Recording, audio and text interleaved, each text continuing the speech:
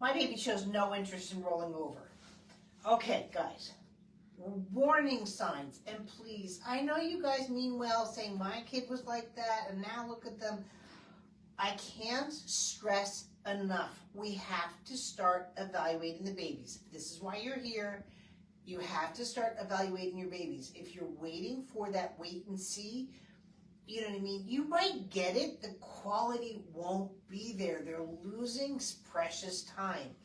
And, you know, it's sort of like you going on a big trip and we're waiting to see if you're going to get gas or not.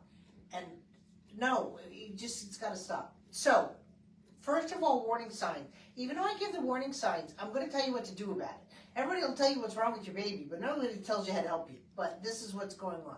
First of all, you just don't see arms down with the baby like this. They should not go away from the body. Second of all, a baby will never do anything that's difficult or that hurts them. It's the same language to them. We have like, oh, I gotta get out of bed, and oh, I'm tired. We have mind over matter. That doesn't happen in baby language. This is why a lot of modalities that we use on adults cannot be processed in pediatrics. It just can't. Like the whole work harder, if they were just stronger, oh, go, go, go, go, yay. No, stop. Your babies, your children, your infants, they have a different psychology of movement.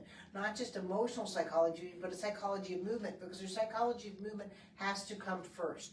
Second warning sign, you should not see eyes separate from the head at that age, right? What happens is, I see you, ooh, you know what I mean? And that's what creates rolling over. When the eyes separate from the head, the rolling's not there. Third, the evaluation.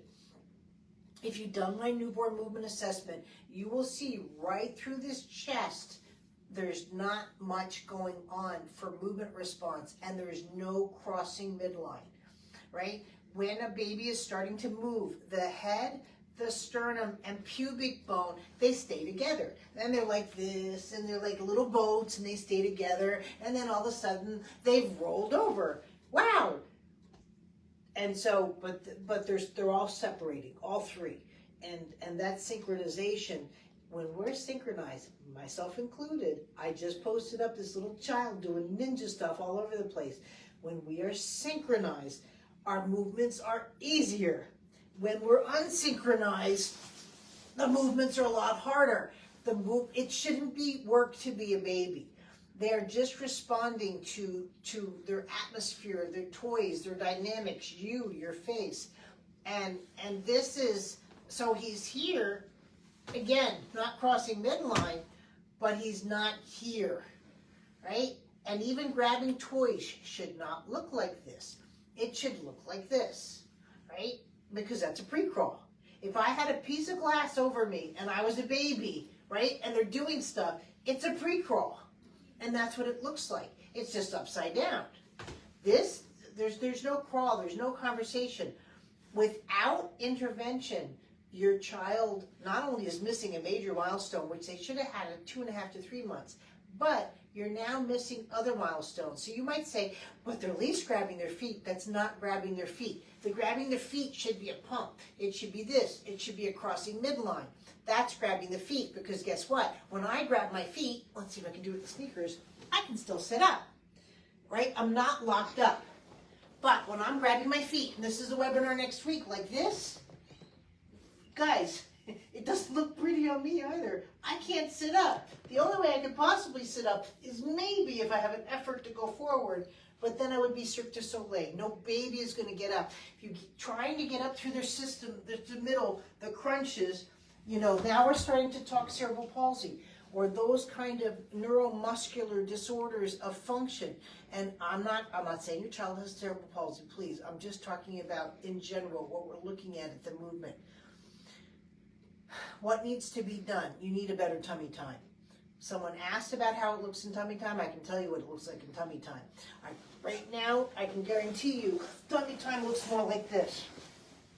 Because again, the chest is not crossing midline, right? At this stage, tummy time should not only be here, but it should be here, right? I can go around, I'm doing airplane. That's at 4.5 months. You have pubic bone strike, right? And tummy time too, I should be able to roll over, roll out of it. Look at what my chest has to do from this to this. If my chest is stuck, I'm stuck. And that's what your baby's trying to tell you. It's not that he's showing no interest, he's stuck. And he can't do it. And this is going to be the type child later, you're going to talk to me. If you don't start doing these things, you're going to get an inchworm or an army crawl. Independent sitting is going to be delayed. Why? Because independent sitting, even though you're there, and I know you have head control, I'm not worried about that. I'm not worried about your child's cognitive abilities. Something happened with his movement that the sternum hasn't crossed the midline. So his independent sitting is going to look like this. It's not going to look like this because he didn't roll over. So that's what we're trying to work on. That's what you're trying to. So honestly, this is like the perfect opportunity. Get in the Fast Start program. Spend just a couple of days. First of all, you're going to do your newborn movement assessments. You're going to see what I'm talking about here, that these rotations within the shoulders are off. A little bit of tummy time. Definitely do the rolling over course, and definitely do the grabbing your feet course, right? But I want these all done within a 2-week period because this is what's called catching up. Catching up means your involvement's in there to help your child to stimulate the movement. Catching up is not waiting for him because that midline crossing, that's going to be real difficult, especially as he ages. Thanks.